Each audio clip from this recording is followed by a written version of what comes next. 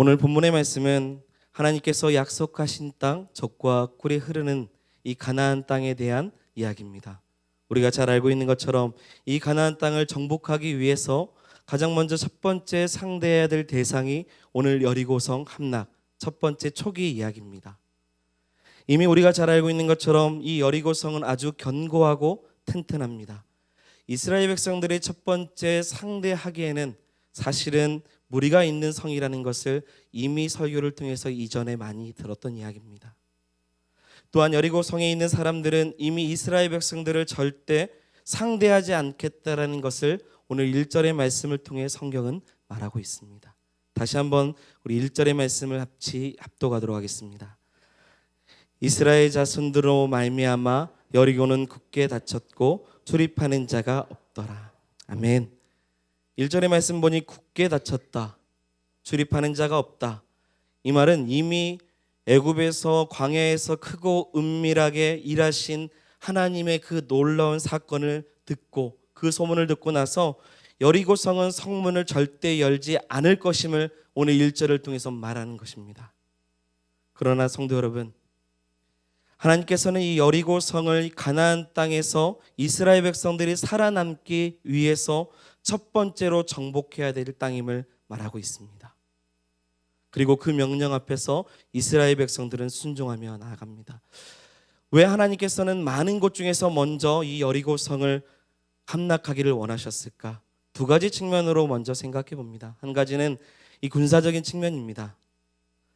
노련하게 여러 전쟁을 이끌어 나갔던 지도자 여호수아는 이 여리고성을 첫 번째 성으로 공격하기 위해서 결정한 것은, 하나님께서 그에게 감동을 주신 것은 이 동편에서 요단 동편에서 요단 서편까지 건너가는 길목에 여리고성이 딱 서 있기 때문입니다. 반드시 여리고성을 점령해야만이 가나안의 중부 지역, 곧 가나안 땅의 그 중간에 허리 역할을 하고 있는 이 여리고성이 남북과 그리고 동서와 이 모든 것에 가나안 땅의 세력이 합력하여서 일하지 못하도록 사실은 제일 먼저 군사적인 측면에서는 그 땅을, 그 성을 차지해야 되는 것을 하나님께서는 지혜로운 마음으로 깨닫게 하신 것입니다. 그러나 이것은 군사적으로 반드시 정복해야 되는 것은 맞지만 이것은 인간적인 지혜 측면입니다. 그 측면에서 생각해 본다면 당연히 첫 번째라고 생각하지만 이것이 하나님께서 그 여리고성을 먼저 차지해야 되는 이유로 말씀하신 것이 아닙니다. 그렇다면 무엇일까요? 두 번째로 볼 수 있는 것은 신앙적인 측면입니다. 우리 하나님께서는 처음부터 감당하기 쉽지 않은 이 상황을 하나님께서는 정면 돌파를 통해서 이 전쟁의 승리가 사람에게 있지 아니하고 하나님께 있음을 가르쳐 주시고자 하는 것입니다. 성도 여러분, 생각해 보면 이 40년을 광야를 헤매왔던 그들이 제대로 군사를 하거나 제대로 된 전쟁을 할 수 있겠습니까? 전혀 없습니다.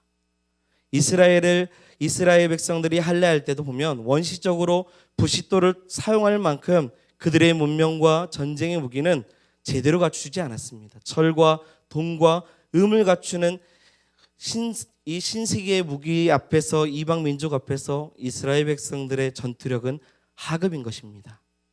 또한 여리고성은 역사적으로도 보면 이 성벽이 두 성벽으로 이루어짐을 이야기하고 있습니다. 첫 번째 외벽은 약 두께가 2m 정도가 되고 높이는 9m 정도 된다고 합니다. 웬만한 사람이라면 쉽게 무너뜨릴 수 없고 넘을 수 없는 높이인 겁니다. 그리고 또 하나의 그 성벽을 넘고 내벽으로는 4m 정도 되는 내벽이 또 하나 있다라는 것입니다. 그만큼 상대하기 어려운 것이 여리고성이고, 그리고 1절의 말씀처럼 이스라엘 백성들로 인하여서 이미 그들은 굳게 닫혔다라는 말씀을 오늘 1절에 이야기하고 있습니다. 그럼에도 이 성을 하나님께서는 첫 번째 가나안 땅을 정복하는 성으로서 하나님께서는 그들에게 주셨다라는 겁니다. 이 말을 다르게 말하면 이 전쟁은 사람이 생각하기에는 가능하지 않기 때문에 이 전쟁의 가능성은 사람에게 있지 않다라는 것을 말씀하시는 겁니다. 이 전쟁은 사람에게 속한 것이 아니라 우리 여호와 하나님께 속한 것입니다. 그 사실을 하나님은 각인시켜 주시는 겁니다. 성도 여러분, 우리는 알아야 됩니다. 하나님을 믿는 사람의 삶은 내가 감당할 수 없는 어떠한 문제를 만날 때, 내가 어려움 가운데 이겨낼 수 없을 때, 내 손으로 이것을 해결할 수 없을 때, 이 전쟁은 나에게 속한 것이 아니라 하나님께 속함을 우리는 기억하고 선포해야 되는 것입니다. 이것이 신앙인의 삶인 줄 믿습니다. 사실은 그러지 않았으면 좋겠음에도 불구하고 어느 날 갑자기 우리에게 건강의 문제가 찾아올 수도 있지 않겠습니까? 그러지 않았으면 좋겠음에도 불구하고 어느 때는 자녀의 문제가, 직장의 문제가, 학업의 문제가 내 눈앞에 딱 다가올 수도 있는 것입니다. 내가 그것을 감당하면 좋겠는데 감당할 수 없고 너무 큰 여리고성과 같이 이겨낼 수 없을 때, 오늘의 이 말씀처럼 이 모든 전쟁은 나에게 속함이 아니라 하나님께 속함을 우리는 선포해야 될 줄 믿습니다. 이것이 성도의 삶입니다.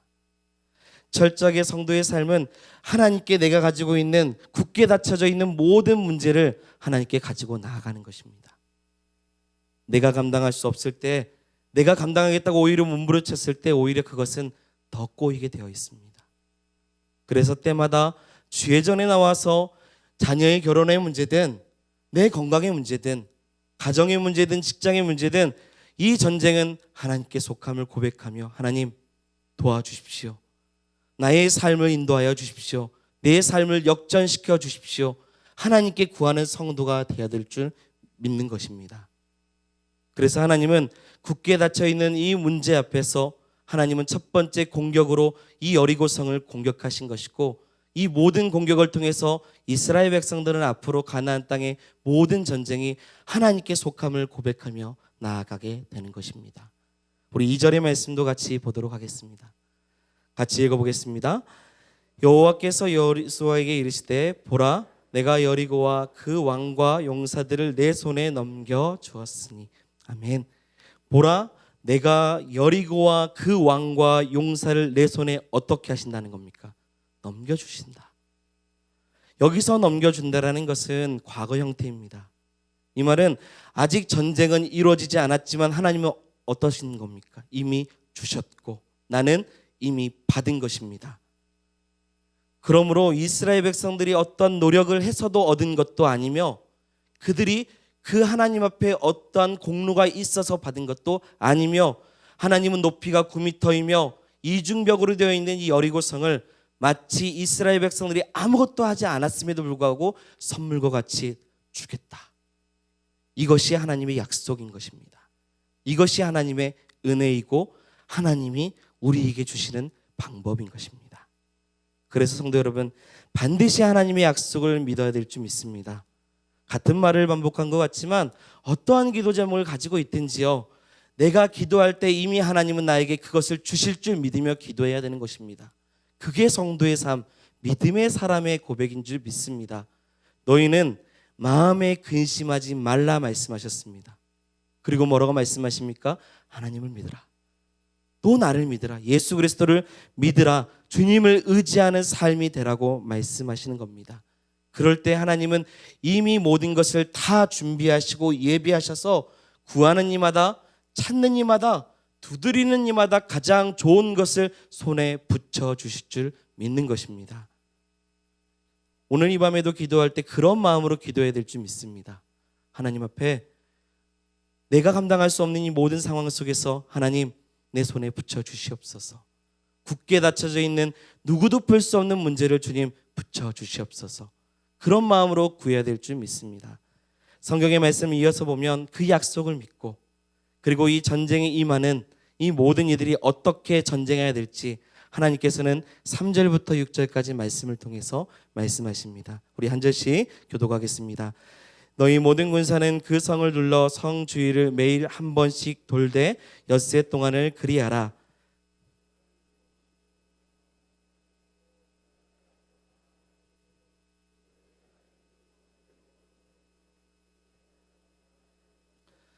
제사장들이 양각 나팔을 길게 불어 그 나팔 소리가 너희에게 들릴 때에는 백성은 다 큰 소리로 외쳐 부를 것이라.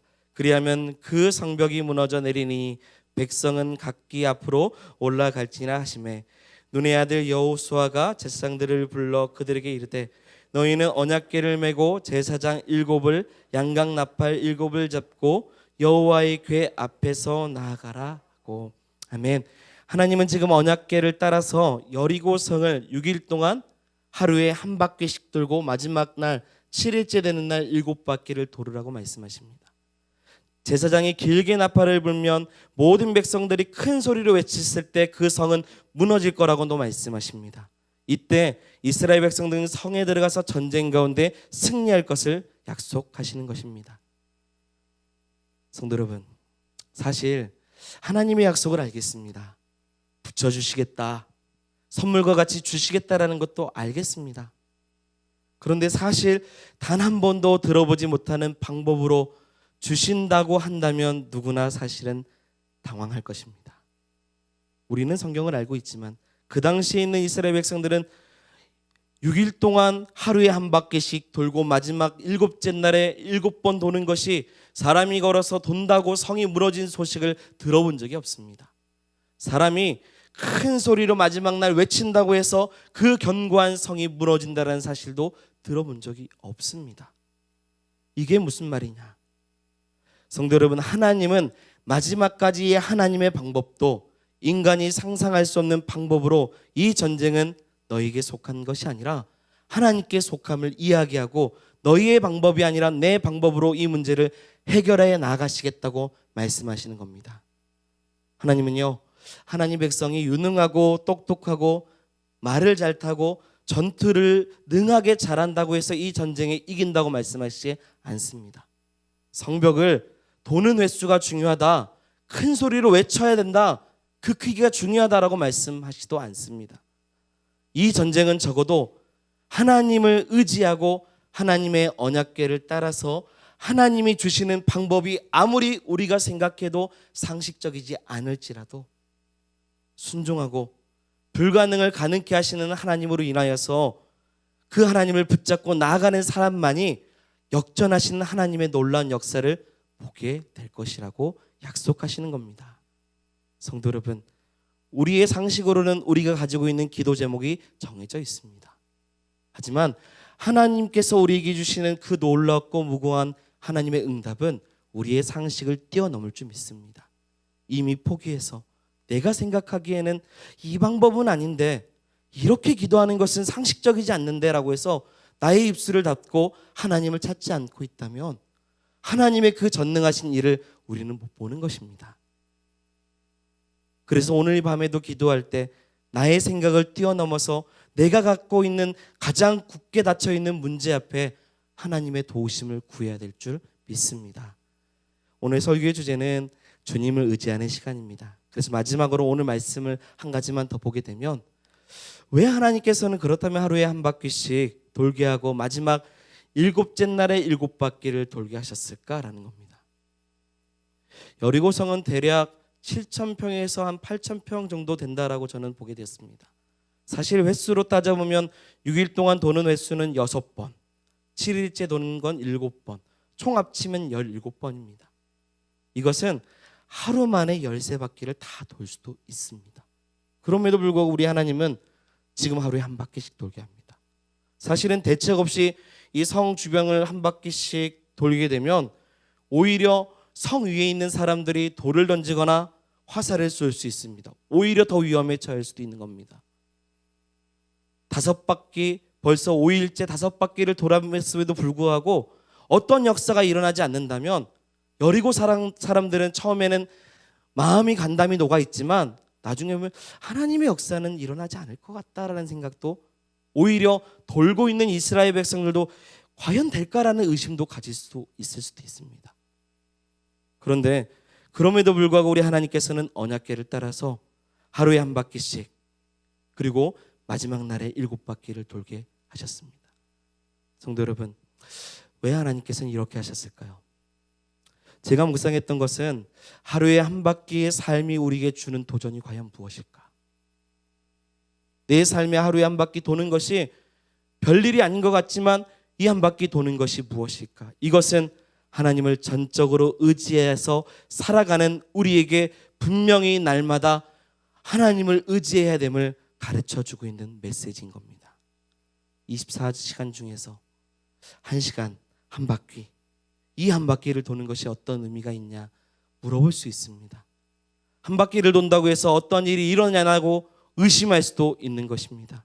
그러나 하나님의 뜻에 순종하고 하나님과 함께 묵묵히 자기 소리를 내지 않고 하나님이 원하시는 방식대로 그 한 바퀴를 도는 것이 성도의 삶인 줄 믿습니다. 어떤 이들은요, 다들 하나님과 함께하는 아주 적은 한 바퀴 도는 이 시간이 없어서 못한다라고 말하는 사람도 있을 겁니다. 바쁘다고. 그런데요, 밥 먹을 시간은 있습니다. 영화를 보는 시간도 있고요, TV를 보는 시간이 있고, 사람을 만나는 시간이 있고, 일할 시간은 있지만 내가 하나님과 함께 한 바퀴를 도는 그 시간이 없다라는 것은 시간이 없는 게 아니라 마음이 없는 것입니다. 이른 아침부터 밤 늦는 시간까지 하나님과의 친밀한 교제가 단 한 번도 없으면서 나는 아무런 근심이 없다고 말하는 것은 저는 거짓이라고 생각됩니다. 근심이 있고 염려가 있는 것이 연약한 우리의 모든 삶인데 그것을 단지 하나님 앞에 가지고 나아가지 못하는 것뿐인 것입니다. 본문을 보면요, 이렇게 한 바퀴 돌았던 사람들의 모습이 한 바퀴를 돌고 나서 그들이 하는 행동이 무엇이냐면, 오늘 읽지는 않았지만 11절에 보면 그들이 진영에 들어가서 잡니다. 상식적이지 않습니다. 누가 이 전쟁통에서 마음 편히 발을 뻗고 잠을 잘 수 있겠습니까? 이 세상이 그렇게 바쁘고 근심이 많고 염려가 많은데, 기도 제목이 많은데 누가 발 뻗고 이 세상 가운데 살아갈 수 있는 것입니까? 발 뻗고 사는 사람 없습니다. 잠잘 수 있는 사람도 없습니다. 그런데 오늘 성경에는 그 사람들이 나옵니다. 누구냐면, 누가 이렇게 발 뻗고 잠을 잘 수 있냐면 하나님을 의지하고 하루에 한 바퀴씩 하나님과의 깊은 교제를 하는 사람이, 그 안식 가운데 하나님께 붙잡혀 사는 사람이 발 뻗고 자는 것입니다. 성도 여러분, 7일째는 7바퀴 완전수입니다. 하나님의 이 창조의 역사에서 말하면 안식의 날이고, 오늘날로 얘기하면 주일을 상징할 수도 있습니다. 그러나 이 주일이 완성되기 위해서는 우리는 6일 동안 하나님의 일하심을 봐야 될 줄 믿습니다. 그래서 하루에 한 바퀴, 그 신앙의 삶을 우리는 놓쳐서는 절대 안 되는 것입니다. 그래서 성경을 하루에 한 번씩 꼬박꼬박 우리는 읽고 있는지를 생각해 봐야 됩니다. 새벽이든 저녁이든 낮이든 밤이든 하루에 한 번씩 주의 전에 나와서 기도하고 예배하는 삶을 살아가고 있는지를 생각해 봐야 됩니다. 혹시 청년이 있다면, 또 중고등학생들이 있다면 내가 하루에 한 번씩 하나님과의 깊은 교제를 하기 위해서 큐티하는 삶을 하고 있는지를 생각해 봐야 됩니다. 주일이 가장 주일답게 되기 위해서는 월요일부터 토요일까지 우리의 모든 삶이 절대 평범해서는 안 되고 소홀해서는 안 되는 것입니다. 그렇게 주님을 붙잡고 나갈 때 우리의 삶과 가정은 절대 말씀으로 인하여서 사실은 승리할 줄 믿습니다. 세상 가운데 넘어지지 않고 다툼이 있는 곳이 아니라 오히려 말씀으로 승리하는 가정이 될 줄 믿습니다. 결과적으로 잘 알다시피 여리고성은 하나님의 방법으로 이 성이 무너집니다. 그리고 이 전쟁을 통해서 이스라엘 백성들은 앞으로 모든 삶의 전쟁의 문제는 나에게 속한 것이 아니라 하나님께 속함을 고백하며 나아갑니다. 사랑하는 성도 여러분, 우리의 모든 삶도요, 여호와 하나님께 속함을 고백하는 믿음의 성도가 되기를 소망합니다. 이 밤에 기도하는 것도 나의 삶이 나에게 속한 것이 아니라 하나님께 속함을 고백하는 자리인 줄 믿습니다. 그렇기 때문에 이 밤에 내가 생각하는 상식을 뛰어넘어서 나를 통해서 일하시는 전능하신 하나님의 역사를 믿음으로 바라볼 수 있는 믿음의 성도가 되어야 될 줄 믿습니다. 그런 귀한 시간이 되기를 축원드립니다.